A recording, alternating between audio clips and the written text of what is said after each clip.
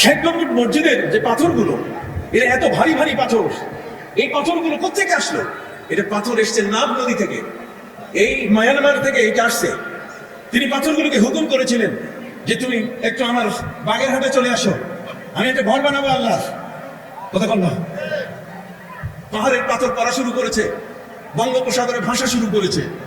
এই ভাসতে ভাসতে ভাসতে ভাসতে ওই একটি জায়গায় বরগুনার পাশে, নাম কি?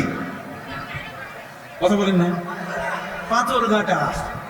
ওই পাথরগুলো আস্তে আস্তে ওই পাথরঘাটায় সাগরের পাশে ঘাটে থেমে গেছিল, এই জন্য নাম হয়েছে কি?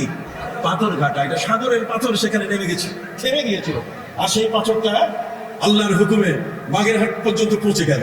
আর সেখানে সেই পাথর দিয়ে হযরতে খানজার আলী, হযরতে খাজা জাহান খানজার আলী রহমতুল্লাহ আলাইহি তিনি 60 গম্বুজ মসজিদ তৈরি করলেন। আপনি টাকা না দিলে কি থেমে থাকবে? 60 গম্বুজের পাথরের মতো পাহাড় এমনি পাথর পাঠাই দিবে। মার্বেল চলে আসবে তুরস্ক থেকে, কথা বলেন না। শ্বেত পাথর চলে আসবে রাজস্থান থেকে, ইট চলে আসবে